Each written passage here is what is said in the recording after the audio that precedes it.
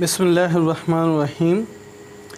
हमारा टॉपिक जो है वो चल रहा था कि सैलरी के साथ साथ जो फ्रिंज बेनिफिट्स या फैसिलिटीज़ प्रोवाइड करते हैं एम्प्लॉयर एम्प्लॉय को, तो उसके उन फैसिलिटीज़ के अंदर कौन सी फैसिलिटी ऐसी है जो कि टैक्सेबल है और कौन सी टैक्सेबल नहीं है, तो उनकी और कितनी अमाउंट पर टैक्स हमने चार्ज करना है, ये हमने देखना है आज।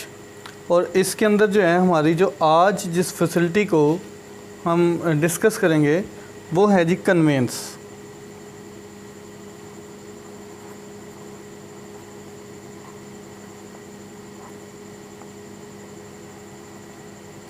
कन्वेंस मतलब गाड़ी वगैरह। तो ये एक सहूलत जो आज हम स्टडी करेंगे, तो इसके केसेस एक जो केसेस हैं यहाँ पर हम देख सकते हैं जी। पहला केस अगर आ जाए जी,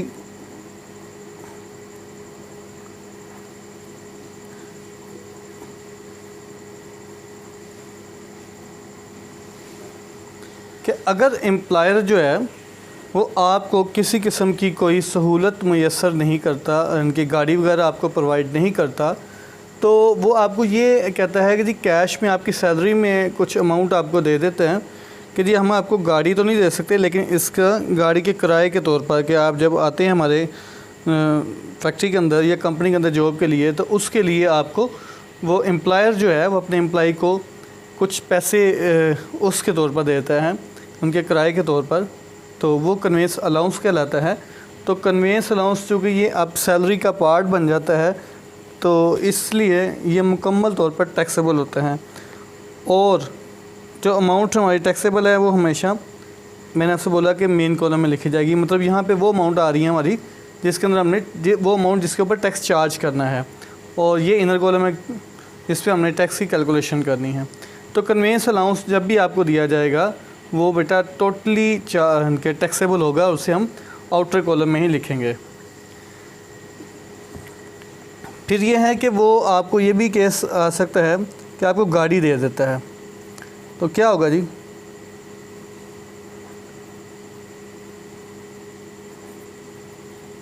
कन्वेंस प्रोवाइडेड बाय एम्प्लॉयर। आपके एम्प्लॉयर जो है वो आपको कन्वेंस प्रोवाइड करते हैं फॉर पर्सनल यूज़। आपके डोमेस्टिक यूज़ के लिए, आप पर्सनल यूज़ के लिए गाड़ी आपको दे देते हैं कि जी गाड़ी आपको ले देते हैं और एम्प्लॉय को कहते हैं और जी वो आपकी गाड़ी, आप इसे जहाँ मर्ज़ी जब चाहें आप इसे इस्तेमाल में ला सकते हैं अपनी, आप इसे इस्तेमाल करें। तो ऐसे केस में हमें कॉस्ट ऑफ कन्वेंस भी प्रोवाइड की जाएगी क्वेश्चन के अंदर। तो हमने क्या करना है कि जितनी भी कॉस्ट ऑफ कन्वेंस होगी उसका 10% लेकर टैक्सेबल कर देना है। 10% of cost of convince.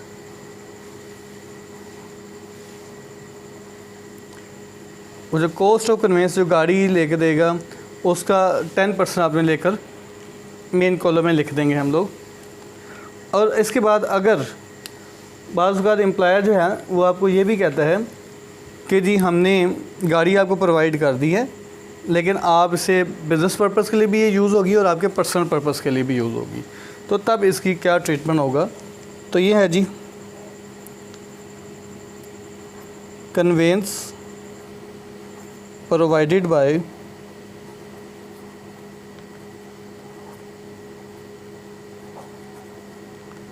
Employer partly for personal and partly for official use. तो जी हम ऑफिशियल यूज़ और पर्सनल यूज़ दोनों के लिए आपको गाड़ी प्रोवाइड कर दी जाती है। तो चूँकि अब यहाँ पर ये बात आ रही है कि जी हाफ़ टाइम जो है वो गाड़ी एम्प्लॉई के पास रहेगी और हाफ़ टाइम कंपनी के पास रहेगी, तो इस केस में जो कंपनी है वो एम्प्लॉय के साथ जब गाड़ी शेयर कर रही है तो अपना टैक्स भी शेयर करेगी। तो टैक्स जो है चूँकि आधा टाइम है, इसलिए जो 10% आप पर हमने पढ़ा था ये बेटा अब कम होकर 5% पर आ जाएगा। 5% of cost of convince.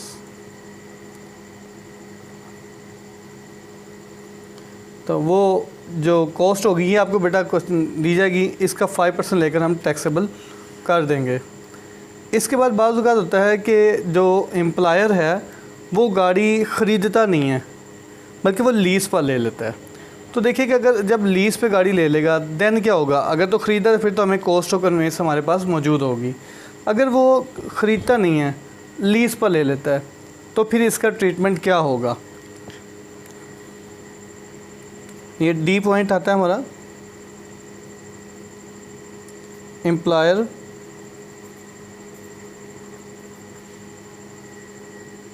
Acquires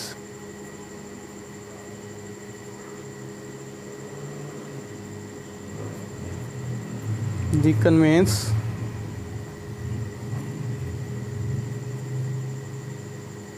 on lease. Employer जो है वो गाड़ी उसने लीज़ पर ली है। देन हम क्या करेंगे जी, उस केस के अंदर वो कहता है जी गाड़ी कन्वेंस जो है उसने लीज़ पर लेकर आपको पर्सनल यूज़ के लिए दे दी है, जबकि केस नंबर बी है जो आपका। अगर वो पर्सनल यूज़ के लिए देता है देन वही रेट अप्लाई होगा 10% ऑफ किसका। अब यहाँ पर चूँकि ख़रीदी नहीं गई तो जो फेयर मार्केट वैल्यू होगी कि मतलब जब अगर हम कैश पे ख़रीदें तो मार्केट के अंदर उस कन्वेंस की प्राइस क्या होगी, मतलब उस जैसी गाड़ी या वो गाड़ी मार्केट में किस रेट पर बिक रही होगी जब हम एम्प्लॉय ने ये कन्वेंस लीज़ पर ली थी। तो बेटा उसको हम कहेंगे, उसका फिर वो फेयर मार्केट वैल्यू हमें दी जाएगी, क्योंकि ख़रीदी नहीं है तो कॉस्ट वैल्यू तो हमें मैसर नहीं आएगी।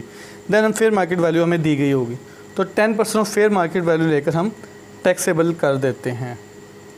और अगर वो इसके साथ केस नंबर सी ये वाला केस मिला दे, क्या है जी, employer acquired the conveyance on lease and provided to employee party for personal and party for official use, ये सी केस में मिलाता है। तो फिर उसी तरह रेट हमारा हाफ रह जाएगा, 5% हो जाएगा किसका, फेयर मार्केट वैल्यू का। तो वो हम फिर वो वाली अमाउंट टैक्सेबल कर देंगे। लेकिन अगर यानी कि इन दोनों में हमने ख्याल ये करना है कि कन्वेंस पर ली गई, कन्वेंस जो है लीज़ पर ली गई है और उसके साथ केस कौन सा मिला दिया आगे, लीज़ पर लेकर पर्सनल यूज़ के लिए दे दी है तो 10% of fair market value taxable होगा। और अगर लीज़ पर लेकर पार्टली फॉर पर्सनल यूज़ होती है and party for official use या कंपनी यूज़ देता है, दैन हमने 5% ऑफ फेयर मार्केट वैल्यू वो लेकर टैक्सेबल कर देंगे। तो ये बेटा इसका आज जो है हमारा कन्वेंस का केस है। अब इसके बाद जो हमारा बेनिफिट जो हमें मैसर आता है वो हम यहाँ पे जो जिसके बारे में पढ़ेंगे वो है जी हमारे पास मेडिकल।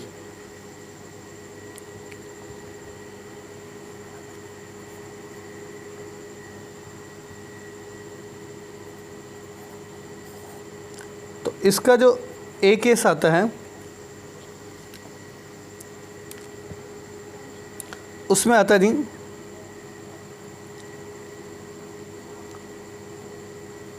मेडिकल फैसिलिटी और हॉस्पिटलाइजेशन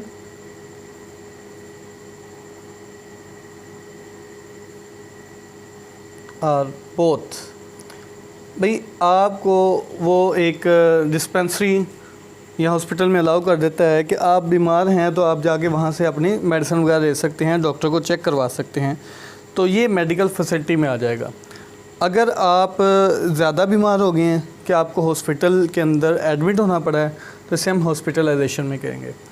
और ये दोनों केसेस भी हो सकते हैं कि आप चेक करवाने गए हैं, मेडिसिन लाए हैं, फिर लेकिन आप उसके बाद आपको नहीं ठीक हुए तो फिर आपको उसके बाद हॉस्पिटल में एडमिट होना पड़ता है, या पहले हॉस्पिटल में एडमिट रह चुके हैं आप और उसके बाद ठीक हो गए हैं लेकिन अभी मेडिसिन आपकी चल रही है, तो उस मेडिकेशन के टाइम पीरियड के अंदर आप बाद में जाते हैं हॉस्पिटल से जाके मेडिसिन लेकर आ जाते हैं। तो ऐसी फैसिलिटी अगर आपको इदारे की तरफ से प्रोवाइड की गई है तो ये बेटा टोटली एग्जाम्प्ट होती है इस पे किसी किस्म का टैक्स चार्ज नहीं किया जाता, ये एग्जैम्प्ट है जी। दूसरा केस है जी,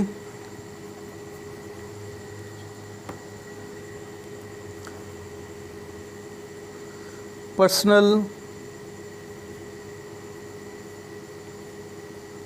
मेडिकल एक्सपेंडिचर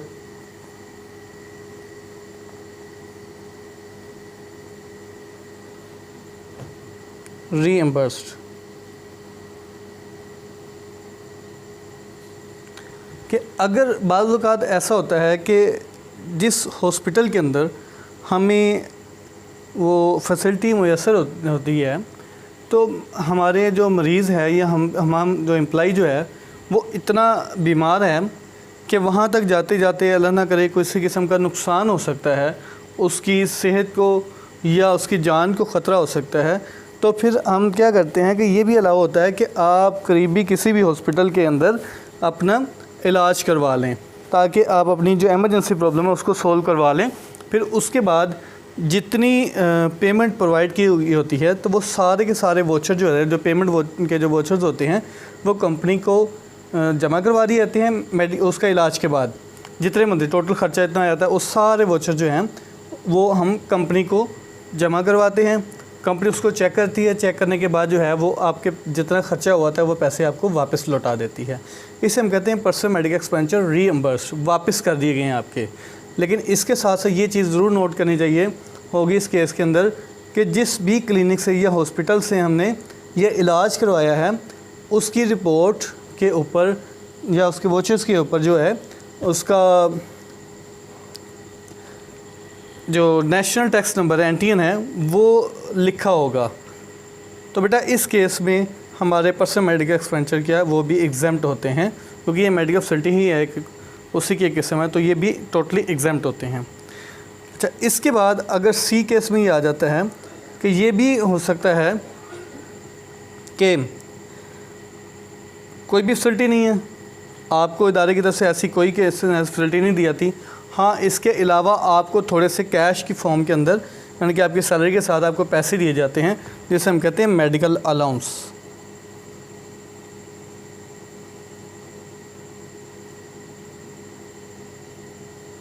जो मेडिकल अलाउंस अगर आपको दिया जाए, इसके अलावा जितना भी है, तो उस केस के अंदर जो है वो 10% जो है ऑफ बेसिक सैलरी का 10% लेकर वो हम टैक्सेबल कर देंगे उसको।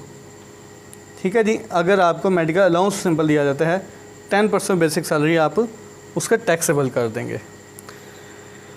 अच्छा, इसमें एक और चीज़ हमने नोट करनी है, वो इसमें मैं नोट की शक्ल में यहाँ मैं एंटर कर रहा हूँ जी, लिख रहा हूँ कि नोट क्या करना है जी।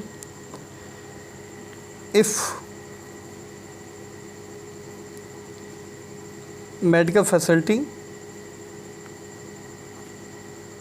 And medical allowance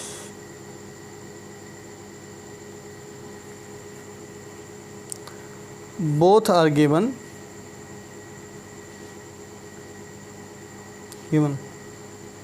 then medical allowance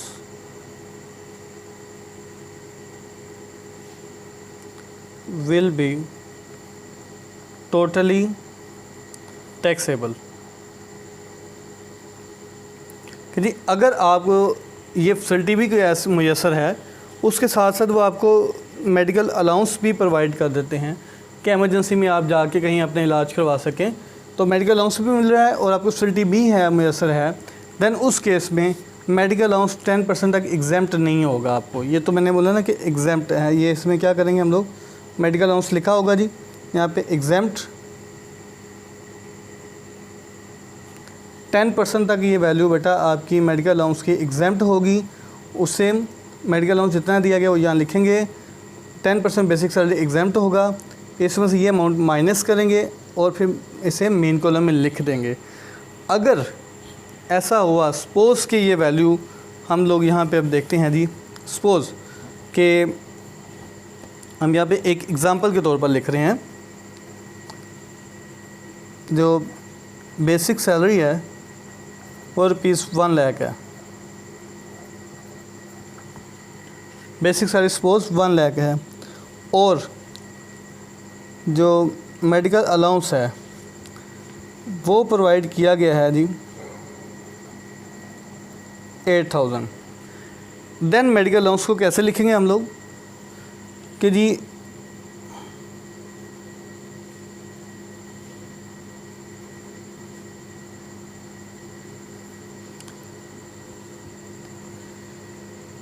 $8,000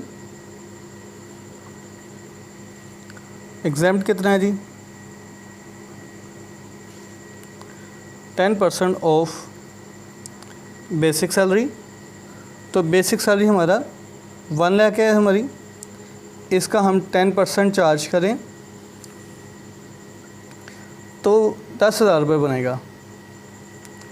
अब देखिए कि 8,000 हमें मिला है, 10,000 तक एग्जाम्प्ट है, तो हमारा जो अलाउंस है वो पहले ही एग्जाम्पशन लिमिट के अंदर है, तो मेन कॉलम में कुछ भी नहीं लिखेंगे हम लोग। हाँ, अगर ये मेडिकल अलाउंस ज़्यादा होता, सपोज़ यहाँ पे 12,000 होता और हमारी एग्जाम्पशन रेट जो अमाउंट है लिमिट है वो 10,000 होती, तो अगर मेडिकल अलाउंस हमारी एग्जाम्पशन लिमिट से ज़्यादा होती तो जितनी ज़्यादा है वो मेन कॉलम में आती। तो ये था जी बेटा हमारा मेडिकल का और कन्वेंस का टॉपिक। आज का टॉपिक उम्मीद है आपको समझ आ गई होगी। फिर भी अगर आपको कोई बात क्लियर नहीं हुई आप मुझसे रब्ता करें, इंशाल्लाह मैं आपको वो क्लियर करूँगा। अल्लाह हाफिज़।